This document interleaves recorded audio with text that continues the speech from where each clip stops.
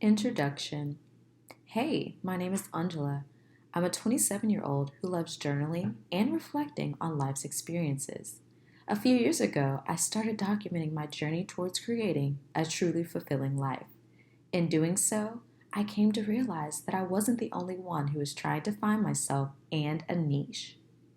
I'm no celebrity, doctor, or famous influencer, but I've been led to share my journey towards finding my purpose and passions here on this earth. I almost let the lack of certain credentials deter me from writing or sharing my journey, but once I connected with my true self, I learned how to overcome the fear and doubt. I wrote this book to inspire and encourage you to dig deeper and act now towards creating a life you truly want and deserve.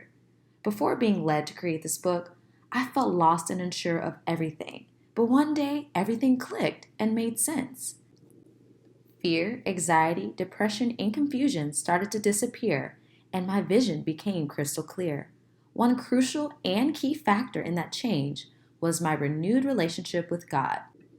I will use a few scriptures to help support me through certain topics and show you how any believer or non believer can use God as a source of strength and clarity in a time such as this. As you read, allow yourself to be open to new ideas and build your inspirational toolbox because this is just the beginning. Chapter 1: The System. I'm sure by now we know that there will always be something going on in the world. From poverty and crime to politics and war, the cycle never ends. Thanks to technology, we live in a time of information overload. Everywhere we go or look, some form of information is displayed or heard. From news on TV, gossip on Facebook, ads on Instagram, videos on YouTube, and commercials on the radio, it seems as if it will never end.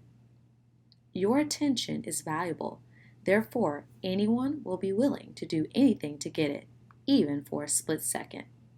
If you are not careful with your attention, you can easily be controlled or manipulated. Before I dig a little deeper, I'd like to give some insight into the life I've known before now. I grew up in a safe middle-class home with no siblings or major family problems. I had both of my parents present in my life who supported and kept me involved in something.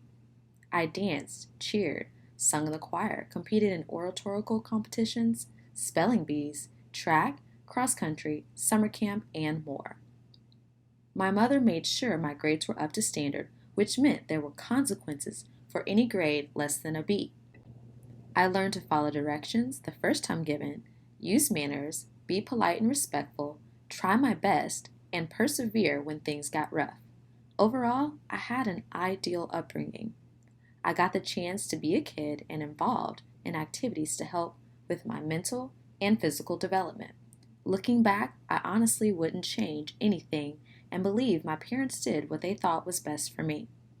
Fast forward to now, at 27 years old, I feel like I'm learning how to live life all over again. There have been moments where I thought I knew the answers, but now I'm reevaluating those answers.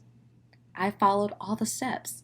I graduated college, got my first job and car, got an apartment, then a house, but now I feel as if something is missing.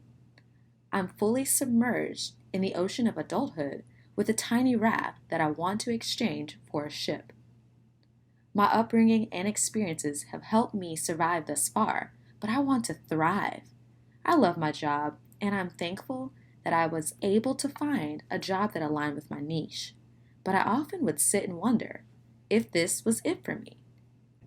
I knew I had everything that I needed to keep me alive, as well as some extra money to treat myself to a nice dinner or vacation here and there. But the thought of ending my career search at the age of 27 didn't sit right with me. The thought of always going on vacation or dinner by myself if everyone was busy working didn't sit right with me. The thought of knowing I was capable of more but remained confined to a specific job description didn't sit right with me.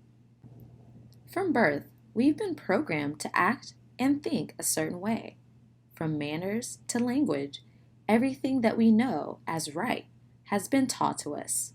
We go to school at the start of exploring our creative energy as a child, then graduate with a fixed mindset to get a degree or job and work until retirement if you're lucky. For some of us, this plan works out, But for the rest of us, we are yearning to explore and want more out of life than a job or successful career. How many people work at a desk but know they can do something more that aligns with their true likes or interests?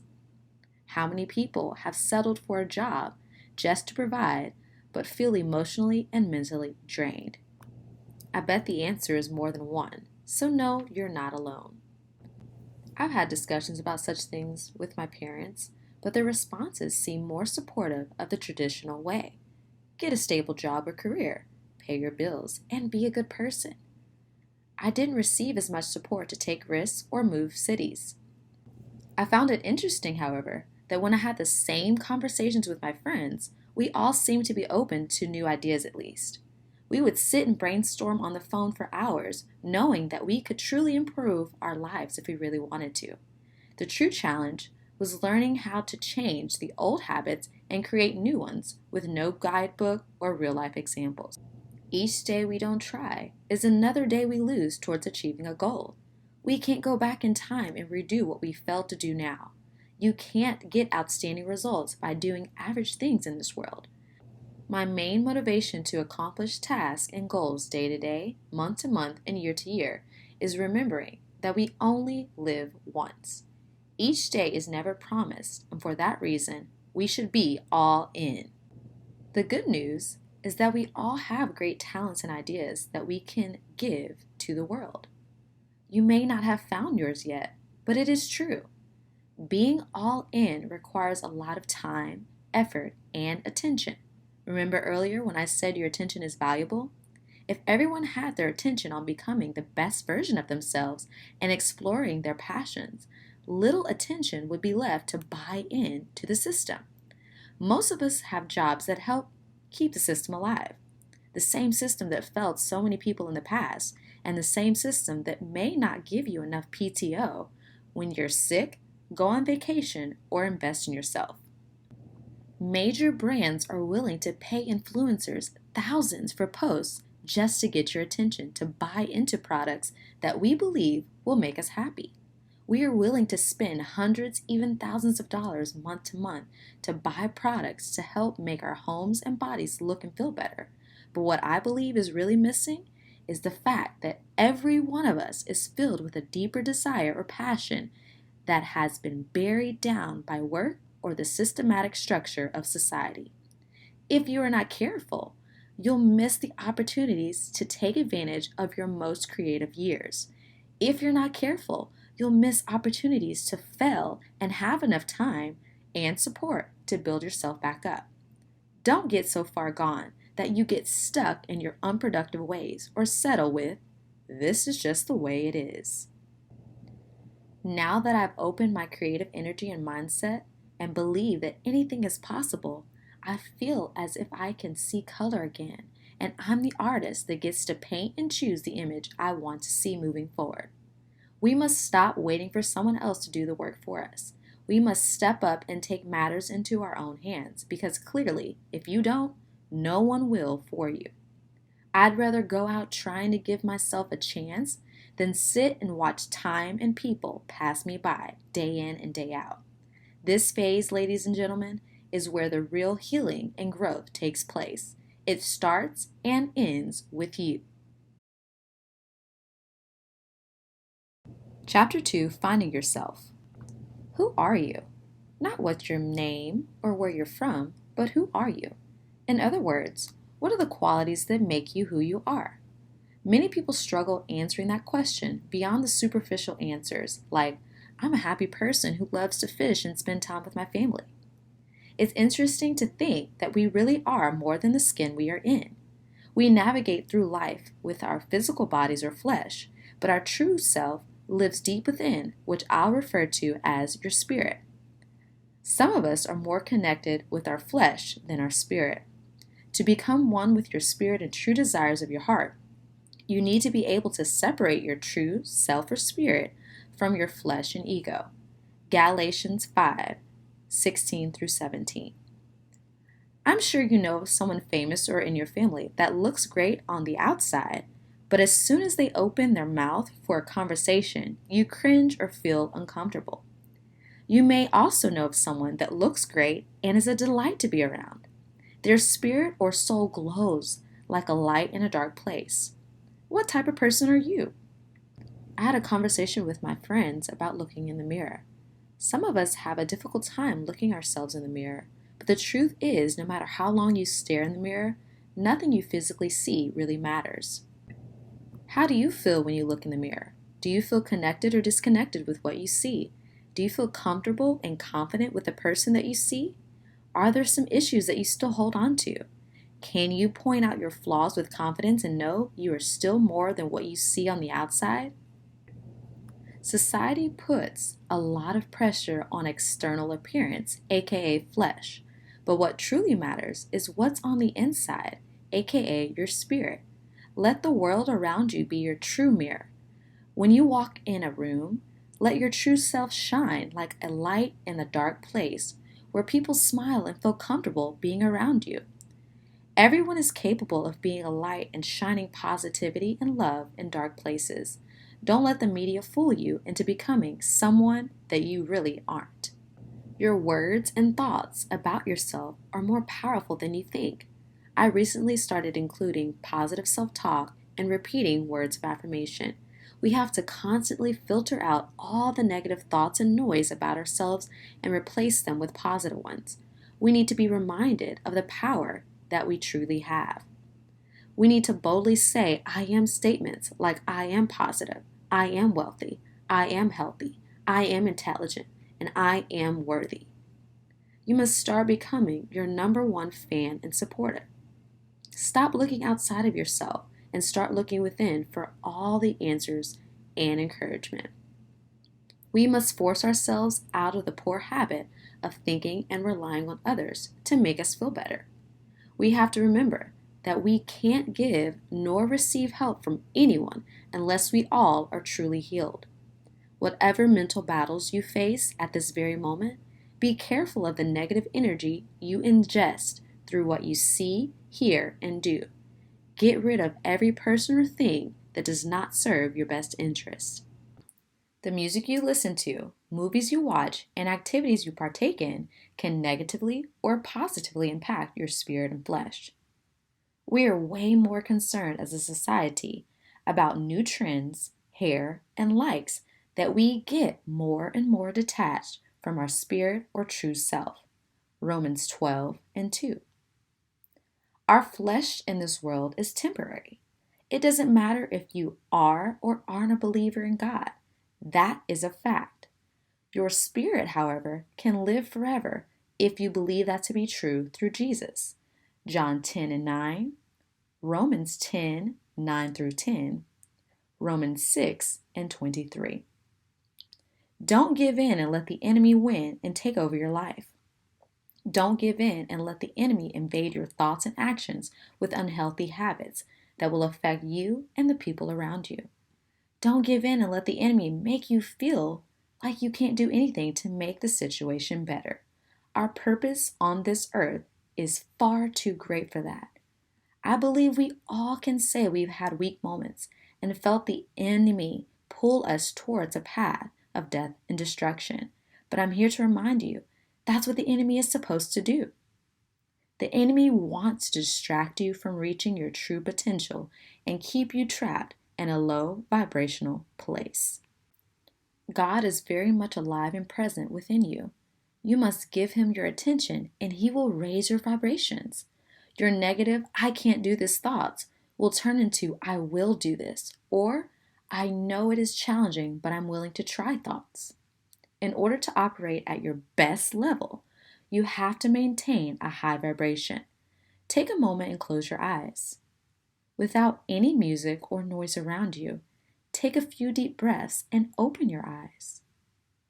It is important to take frequent moments to silence the noise and distractions around you and connect with your innermost self. When you pray and or meditate, you can help connect with your true self or spirit.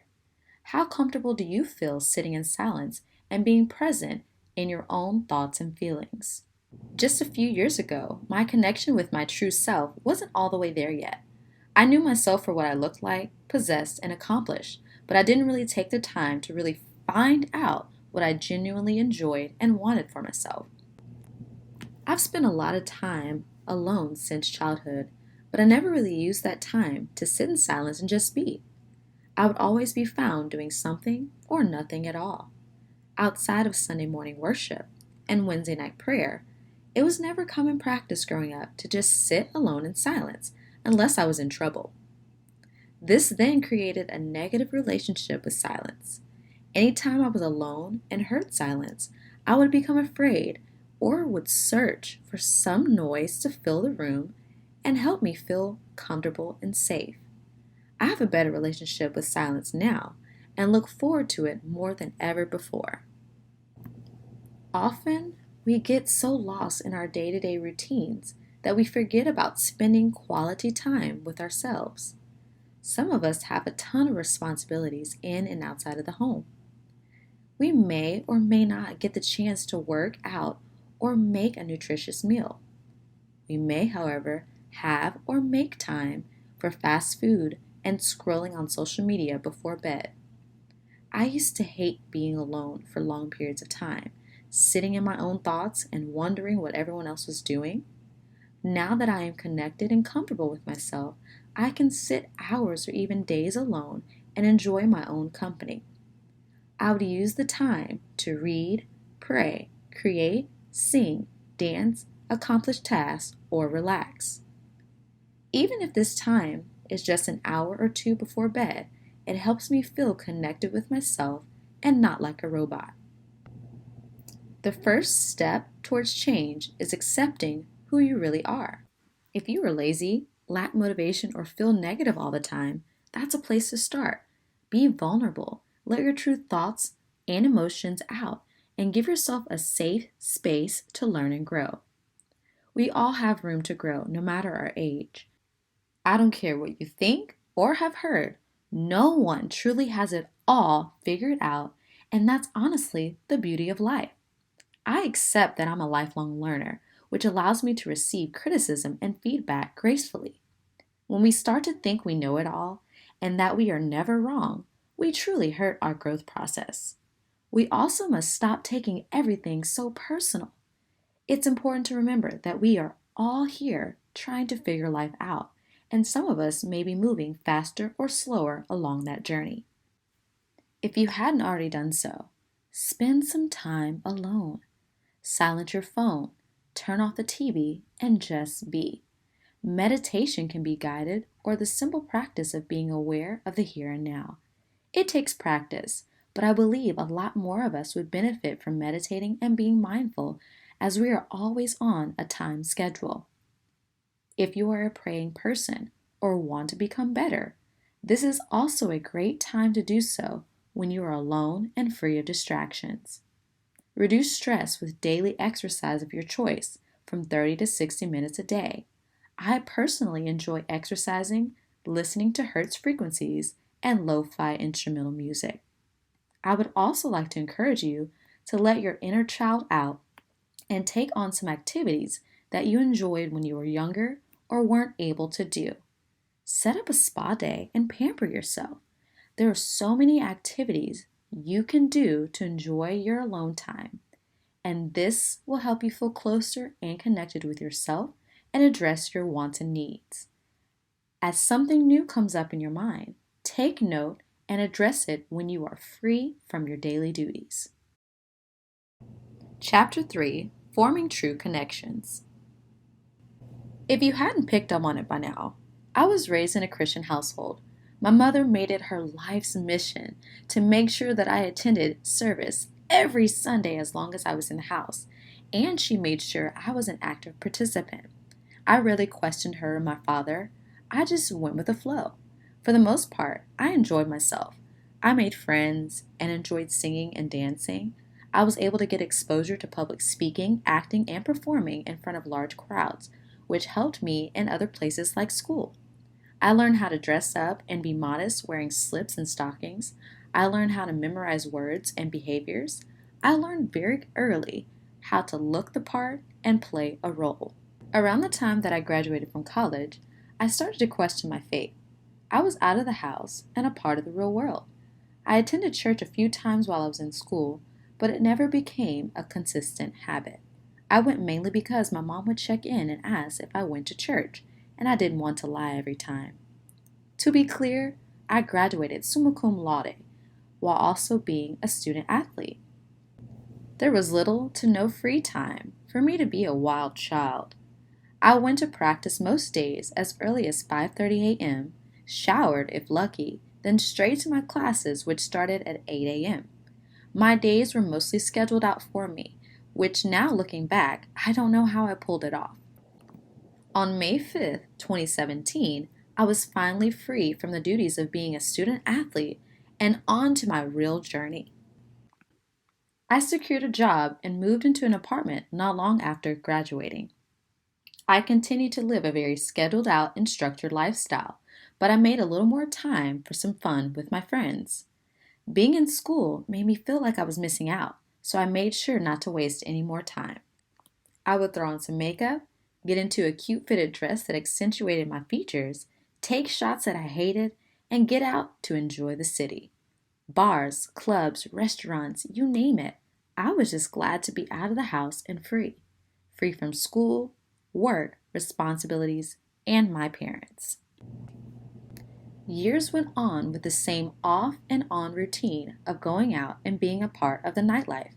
I was not yet comfortable with the word no, so I was out a few more times than I wanted to be.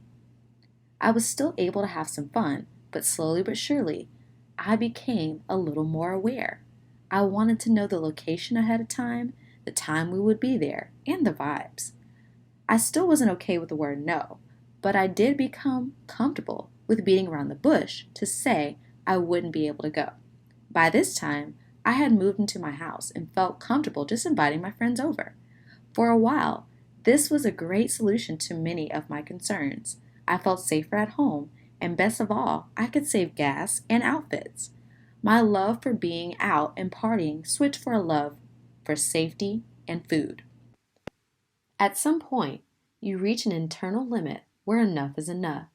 You experience the activities you missed, as well as personal challenges, bad dates, increased responsibilities, and so on. You start to question everyone and everything. You try to escape with drugs or alcohol, only to find that everything is still the same at the end. You may even question your existence, wondering if things would be better if you weren't around. You reach out to friends or family members to receive emotional or financial support, but even that doesn't seem to be enough. You feel empty inside and lose motivation to do things that used to make you happy. You feel lost in a world and routine that doesn't seem fit for you anymore. This feeling you may feel is your spirit's way of wanting a deeper connection with something or someone bigger than you. Without this connection, we may continue to feel lost, lonely, and confused, and search in the wrong places for a solution. For me, this is where I began forming my new relationship with God. I came to a point where I no longer wanted a superficial relationship with God. I didn't want to just pray when I needed something or was scared. I didn't want to just show up to church and go through the motions. I truly wanted to have and maintain a genuine and consistent relationship with God, who is the maker and creator of all things within and outside of us. I knew that I had little to no control on many situations in my life and the world. I found out that my friends and family could only do or say so much to help. I tried to be the main director of my life and do it all on my own. I experienced some success, but often felt burnt out or low on energy and motivation to do it all over again. When I grew my relationship with God, I became aware of His presence and peace within me. My attitude and mindset about things that used to bother me changed. My walk, talk, and confidence improved simply because I started acknowledging and seeking God. The enemy will take advantage of a lost spirit, a spirit who is not connected to the Father and doesn't know its worth. It is time to change that narrative and travel down a brighter path. Everyone has to go through a transformation phase and come to this realization for themselves. It says in the Word that transformation first occurs in the mind, Romans 12:2. You must get to know yourself and open up your mind so you can be connected to God. I now seek God for any and everything and allow Him to move within me and do better. Matthew 6:33 through 34. This process was easier for me because I already knew of God through the church. The difference this time was that I wanted to seek Him for myself instead of being forced or pushed to know Him.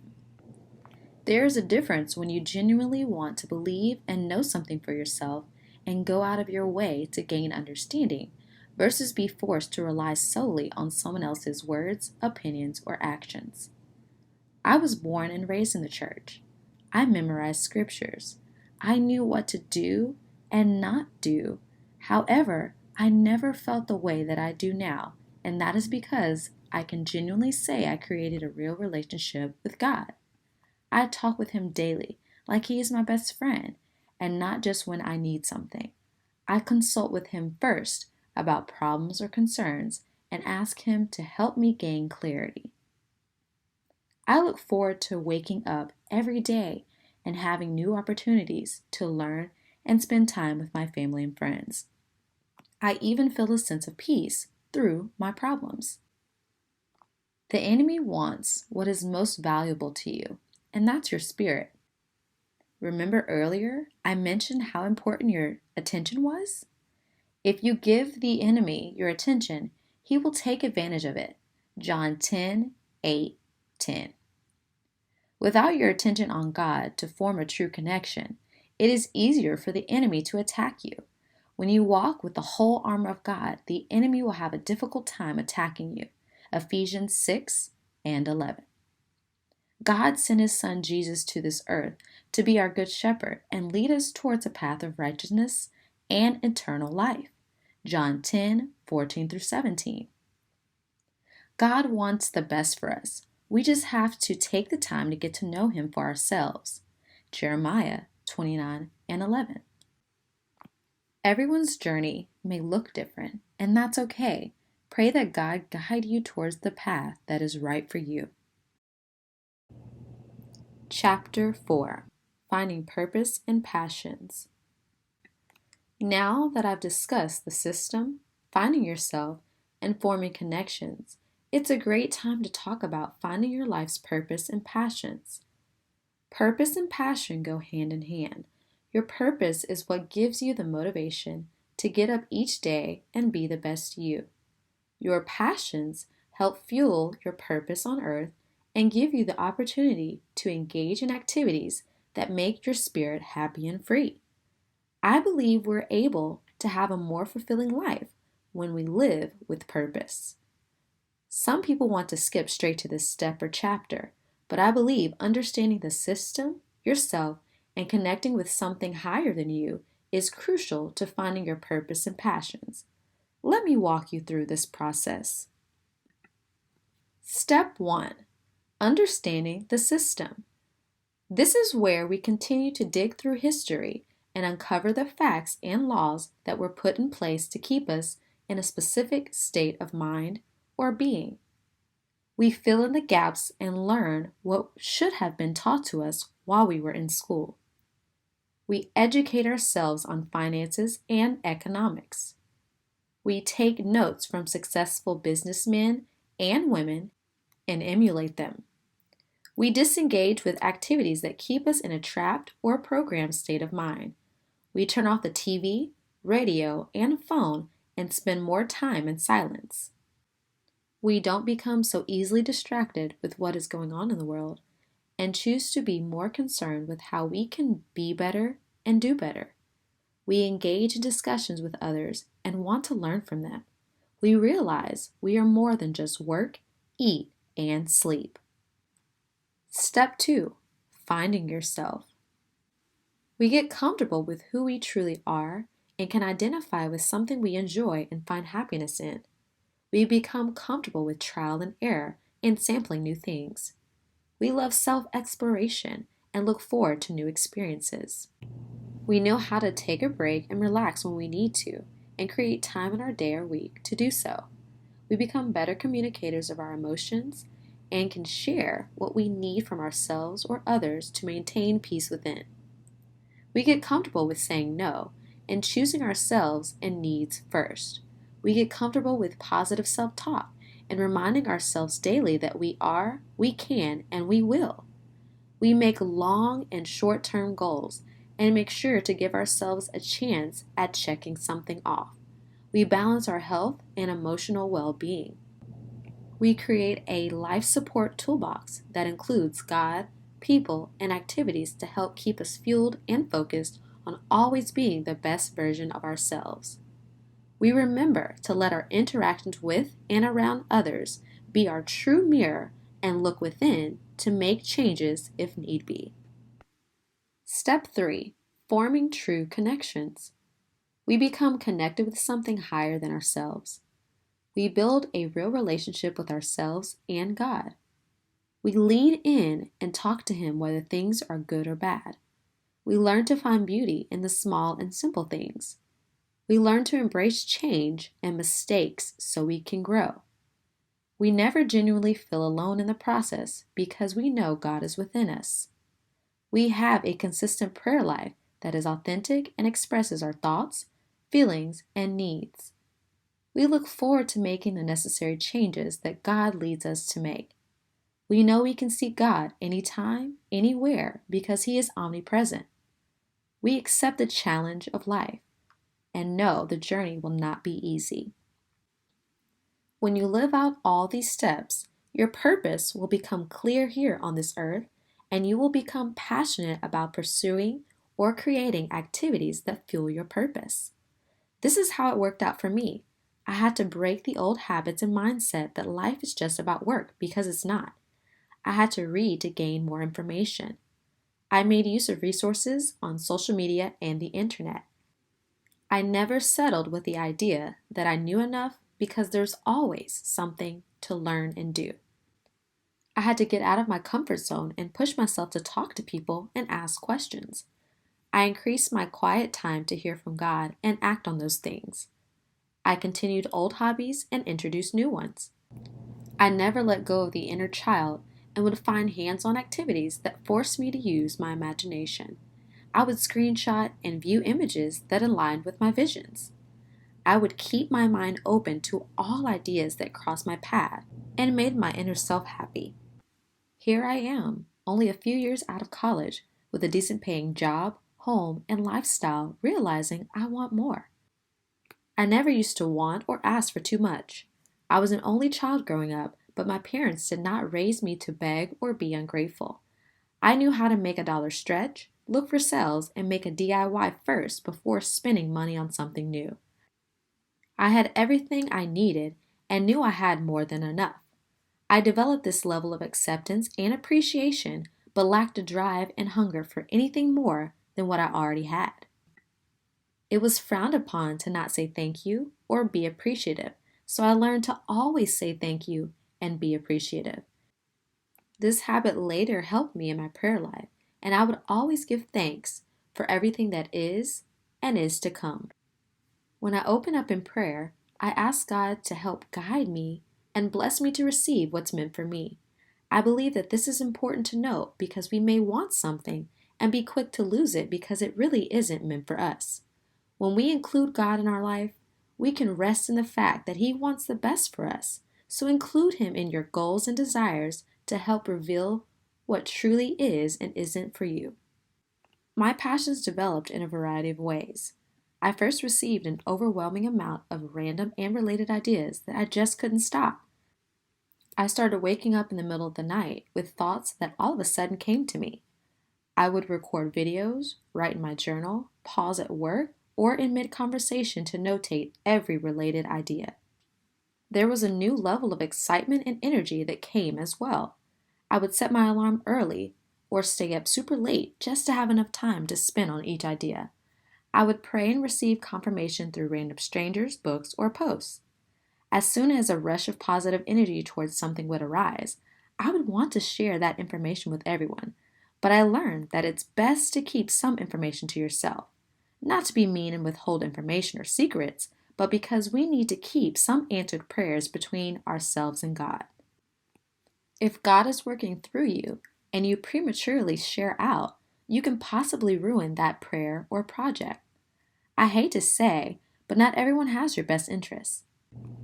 All it takes is for one person to share with good intentions to someone else with bad intentions, or for someone to whisper or sprinkle a little doubt in your ear, and then you lose momentum or energy to continue doing the not so ordinary. This can even happen unintentionally, as someone gives you advice or looks out for you, but it turns into worry or doubt that impacts your progress and momentum. My biggest piece of advice while exploring what you're passionate about is not to share any information or major details until you've reached a place of completion.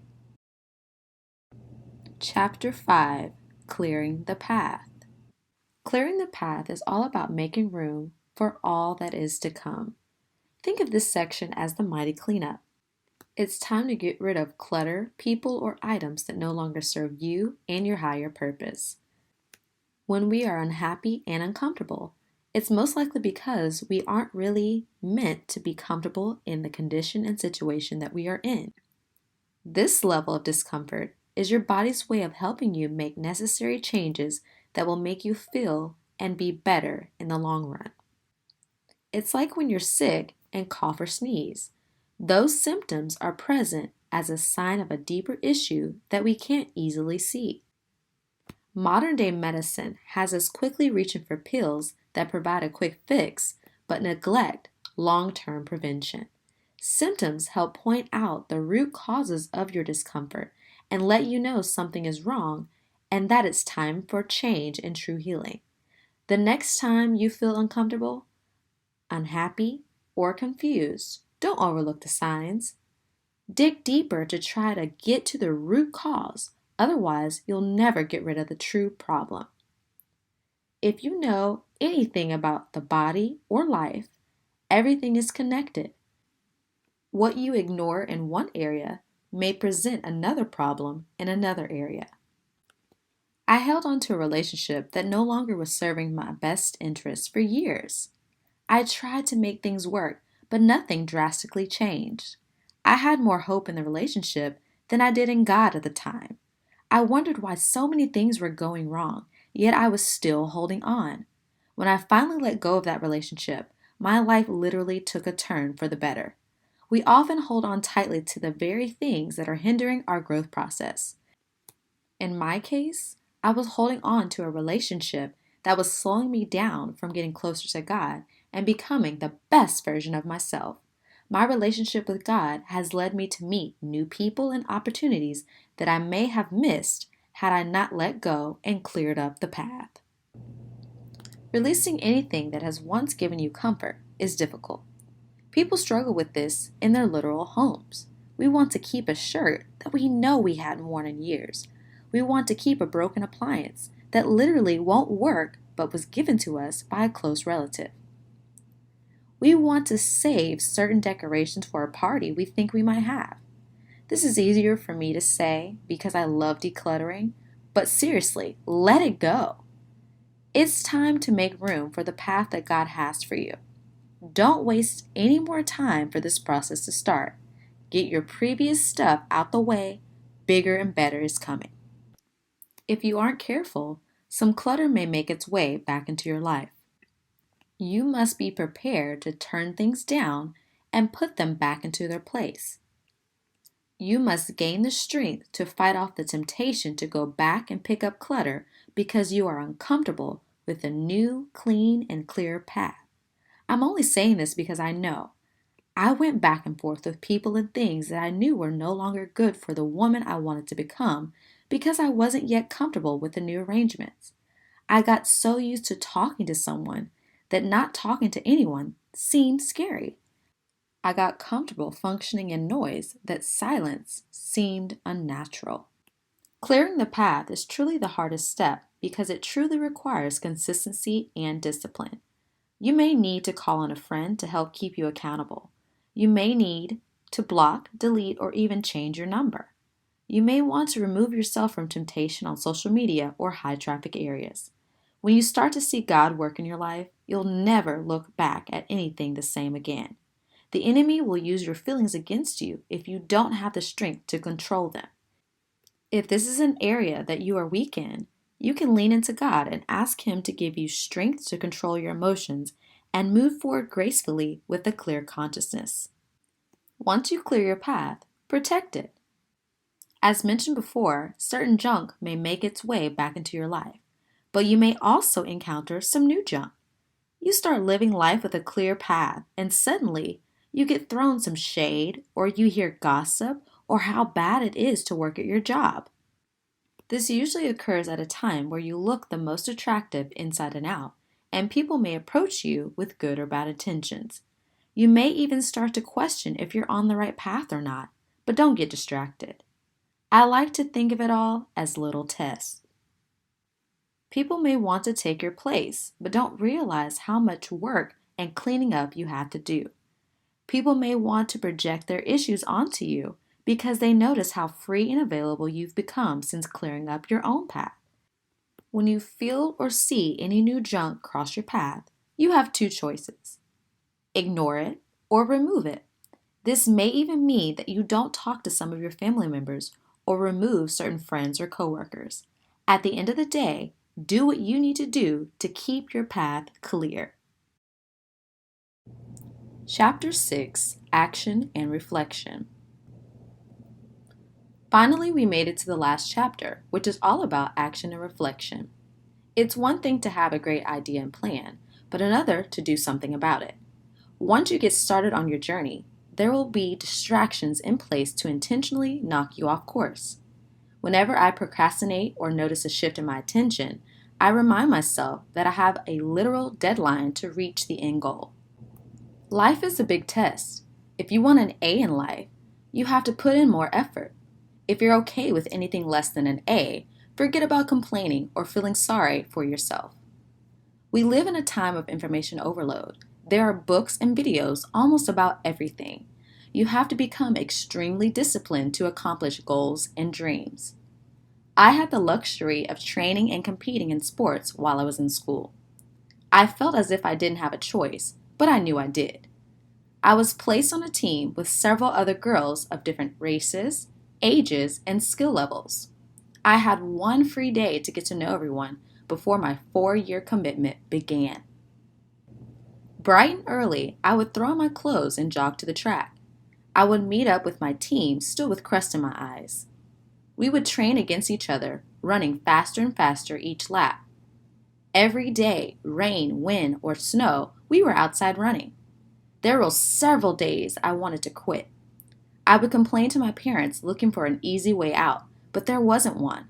At the time, I literally knew of no other choices outside of a loan that would help pay for my tuition, food, and housing. I signed up and received every scholarship that I knew of in addition to my athletic scholarship, so I knew I couldn't just quit. 5 miles, 10 miles, 15 miles, 4400s, 10 800s, 2300s, 2-mile goes and fartlegs. The training never let up. It didn't matter what my face expressions looked like or if I felt sick or crampy. I was there for the sole purpose of running and competing. Every race day or meet was less about me and more about my team. We trained and competed together. We shared the same purpose and vision. We had to stay clear of emotions and distractions. When it was time to line up on the starting line, we had to quickly find strength and power within. Although I was nervous and felt uneasy, I knew my purpose and had to focus strictly on that and nothing else. My coach would remind us to leave it all on the course or track because we wouldn't be able to redo any race that day. Each race was also an opportunity for a personal and team record. No matter how awful I felt before, during, or after a race, I always felt a huge sense of accomplishment. I was able to prove myself wrong every time I thought I couldn't. I was able to check off every race and meet that I trained tirelessly to compete in. I ran some of the toughest mental and physical races of my life, but the long-term rewards have made every mile worth it. If it helps you, create your own team. This team can include close friends or family members. Maybe you have loved ones that have passed away and you want them to be on your team. If you can't think of anyone, we are a team. We may never see one another, but there are many people like us, near and far, that are working towards the same goal. We all want a truly fulfilling life, one where we could wake up each day and enjoy doing something we love. When you give up or quit early, remember your team that you are letting down. This journey isn't for the weak. Life will always throw some curveballs. As soon as you think you've got it all figured out, boom, here one comes. Working with kids has taught me a lot about being proactive. Before I see a class, I anticipate any possible scenario that may cause chaos or destruction, then create a plan to help the students avoid such problems. It is the same thing for us as adults. Anticipate and prepare for rainy days because they will come. The world doesn't stop, so you shouldn't either. I was under the weather when I started working on this last chapter of the book. Don't you find it ironic that we may face mental or physical battles just as we come close to completing a goal or having a good day? I refuse to let any sickness stop me from completing my goal of writing my first book. Although it may seem unrealistic, we can always turn a negative situation into positive energy to fulfill a task. We have to trick our minds into thinking that things really aren't that bad. When you find something that you are truly passionate about, you become hungry for it. You want to take a big bite of your passion every day, week, or month. Living with purpose and passion fuels you to be a better you. Every move will be with intention. The way you spend your free time will look and feel better. You'll want to put your phone away and take in every moment with your family and friends. Before I found my purpose and passions, my day-to-day routines looked black and white. Eat, work, sleep, repeat. Now that I'm living with purpose and passion, my life is more fulfilling. I look forward to creating, learning, and discovering as much as possible. Go outside and smell the fresh air. Look at the sky, trees, and animals. Everything has been made with intention, including you, so act like it. Reflecting is an important step in any growth and learning journey. Think of it as the weekly or monthly maintenance necessary to keep everything working as planned. Your reflections don't have to be a long, drawn-out process, but rather a few sentences or paragraphs about your experiences and thoughts along the way. I created a reflection journal to go along with this book, or just one to use on its own. As you're reflecting, you may notice negative habits that keep recurring. That is your sign that you need to clear up the path and get rid of some junk. You may notice that you feel negatively about a particular person or thing. That is a sign that you may need to spend some time alone and reset your mind. You may feel alone as if no one is there to help you. That is a sign to connect with God. You may lose sight of your purpose and consume yourself with the media and feel discouraged. That is a sign that you need a break away from the system. It all comes together like a puzzle. We need all the pieces to make the picture complete. I hope you got something out of this book, and check out my reflection journal to help guide you through your purpose and passions journey. Scan the back of this book to connect with me. Until next time, Unjala.